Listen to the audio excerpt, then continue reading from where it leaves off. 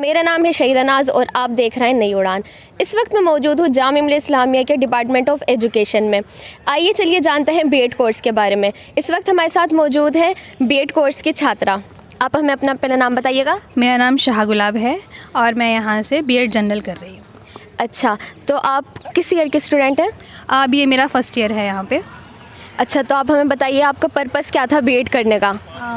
जैसे कि मेरा डीएलएड भी यहाँ से हो चुका है, तो मेरा मेन पर्पस यही था कि मुझे टीचिंग फील्ड में आगे बढ़ना है, तो इसलिए मैंने बीएड का भी एंट्रेंस दिया और अभी यहाँ मैं फर्स्ट ईयर में पढ़ रही हूँ। बेसिकली जो बच्चे गवर्नमेंट टीचिंग करना चाहते हैं वो बीएड करें, है ना? हाँ। इसका ये पर्पस होता है। तो इसके लिए बैचलर्स करना ज़रूरी होता है? जी हाँ, बीएड के लिए तो बैचलर्स इंपॉर्टेंट होता है, क्योंकि आप अपने पैडागोजी को अपने बीएड के पैडागोजी को अपने बीए के सब्जेक्ट्स के अकॉर्डिंग ही चूज़ करते हैं।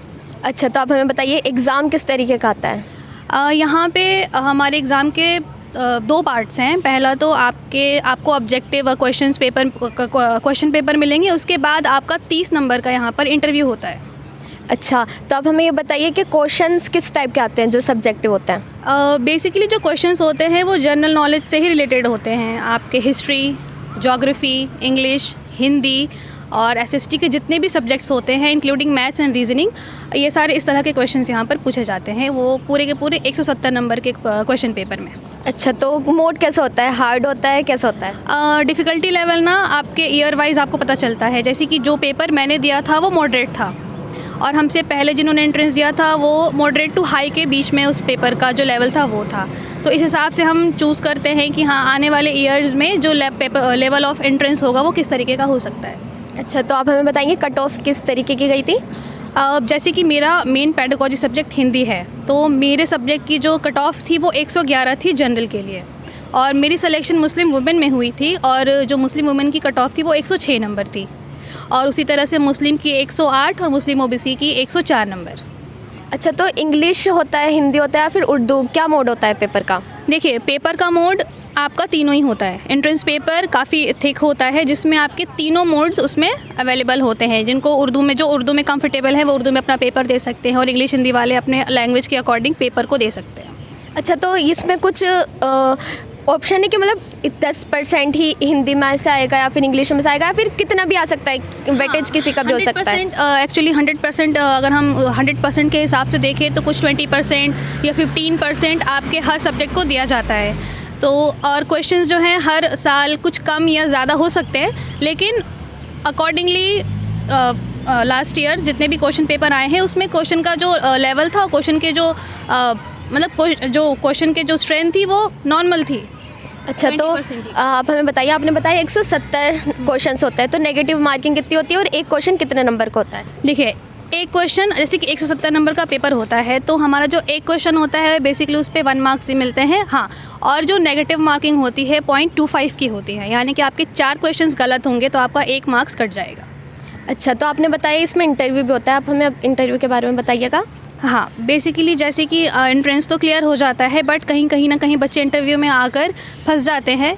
हाँ, इंटरव्यू अगर आपने अपने सब्जेक्ट का अच्छे से पढ़ रखा है और आपका कमांड आपके सब्जेक्ट पे बेहतर है, तो आप अपने इंटरव्यू को अच्छा बना सकते हैं, क्योंकि यहाँ पे टीचर्स कोशिश करते हैं, क्वेश्चन का लेवल वैसा होता है कि वो चाहते हैं कि आप आंसर करें, क्योंकि बेसिकली अगर आपने एंट्रेंस क्लियर किया है तो आप में वो एबिलिटी है, तो वो चाहते हैं कि आप बोलें, जिससे आपका सिलेक्शन यहाँ पर अच्छे से हो जाए।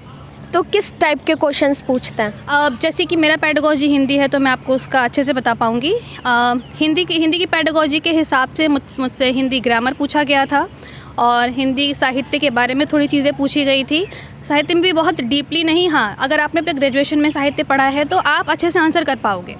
और हाँ, कुछ चीज़ें ये हो सकती हैं कि अगर मान लीजिए जैसे कि मैंने यहाँ पे डीएलएड किया है, या फिर जो बच्चे टीचिंग एस्पायरेंट बनकर आते हैं उनसे ये पूछा जा सकता है कि अगर आप टीचर बनोगे तो किस तरह से आप अपनी क्लास को हैंडल करोगे, या आपका अप्रोच क्या रहेगा अपनी क्लास को लेकर। इस तरीके से क्वेश्चंस प्रैक्टिकल बेस भी पूछ सकते हैं आपसे। 30 नंबर के क्वेश्चंस पूछे जाते हैं? एक्चुअली उसमें क्वेश्चन डिफाइन नहीं होते, पूरा ओवरऑल 30 मार्क्स होता है, जिसमें आपकी चीज़ें बटी होती हैं। आपका अपीयरेंस, आपका वे ऑफ टॉकिंग, आपकी प्रेजेंटेशन, और आपके आंसर करने का तरीका, और बाकी आपके जो आंसर्स हैं वो। अच्छा, तो आप हमें और बताइए इस कोर्स के बारे में कि यहाँ पे अपॉर्चुनिटीज़ क्या क्या हैं। और हाँ, अपॉर्चुनिटीज़ इन द सेंस कि हाँ, ठीक है, यहाँ पे कोर्स भी अच्छा है और अपॉर्चुनिटी भी, अगर आपके अंदर एबिलिटी है तो आप एक अच्छे टीचर बन सकते हो। और गवर्नमेंट के जितने भी एग्ज़ाम्स है अगर आप उनको क्लियर करोगे तो बेसिकली आपको अच्छी जॉब मिल जाएगी। प्राइवेट में भी हमारे फ्रेंड्स बहुत सारे हैं जो अच्छे अच्छे स्कूल्स में पढ़ा रहे हैं अच्छी सैलरीज़ के साथ। तो यहाँ पर आपको इस तरीके से पॉलिश किया जाता है कि आप प्राइवेट स्कूल में भी अपने आप को अच्छे से प्रेजेंट कर सकते हो और गवर्नमेंट में तो आप कर ही पाओगे, क्योंकि हमारी टीचिंग प्रैक्टिस भी गवर्नमेंट स्कूल्स में ही लगती है। अच्छा, और बताइए हमें एनवायरनमेंट कैसा है, आपको कैसा लगा, टीचर्स कैसे हैं, फैकल्टी कैसी है? हाँ, हमारी फैकल्टी एक तरीके से बहुत अच्छी है। आपको अप्रिशिएट किया जाता है यहाँ पर, मौका दिया जाता है कि आप खुलकर अपना हर एक टैलेंट यहाँ पर शो करें, क्योंकि विद इन द कोर्स हमारा एक्टिविटीज़ भी होती हैं, CCA की एक्टिविटीज़ होती हैं और कोर्सेज़ वगैरह के अंदर बहुत सारी ऐसी एक्टिविटीज़ है जैसे कि वर्क एजुकेशन है जिसमें बहुत सारी चीज़ें हैं, म्यूज़िक है, ड्रामा है, बहुत सारी चीज़ें आप उसमें पार्ट ले सकते हो। क्योंकि एक स्कूल में पढ़ाने के लिए आपको सिर्फ टीचर नहीं बनना, आपको एक ऑलराउंडर टीचर बनना है जिसको हर चीज़ें आती हो, पढ़ाने के साथ साथ ड्रामा, म्यूज़िक, सारी चीज़ें तो वो यहाँ पर बहुत अच्छे से सिखाई जाती है और आपको एक तरीके से होलिस्टिक डेवलपमेंट करने के लिए एक एज अ टीचर यहाँ पर डेवलप किया जाता है। अच्छा, तो आपको पता कैसे चला था यहाँ के बीएड के बारे में? एक्चुअली मेरा ग्रेजुएशन यहीं से है, तो जामिया का बीएड बहुत ही अच्छा माना जाता है, एक प्रोफेशनल कोर्स है यहाँ पे। तो यहाँ पे ऑब्वियसली सबको पता था और मैं ऑलरेडी यहाँ पर जामियन थी तो मुझे पता था। तो फिर मैंने यहाँ से पहले DLED किया, उसके बाद मैं यहाँ पर जैसे डिपार्टमेंट में ऑलरेडी थी तो मुझे पता था कि मैं बीएड करूँगी तो मेरा कोर्स जो है और जो मेरी एबिलिटी है वो और अच्छे से एनहांस हो सकती है। तो फिर मैंने अपने DLED के लास्ट सेमेस्टर में यहाँ पर एंट्रेंस दिया और फिर मेरा अल्हम्दुलिल्लाह सिलेक्शन हो गया। जैसे कि आपने बताया आपका फर्स्ट अटैम्प्ट में हो गया था, तो आप स्ट्रेटजी बताइए।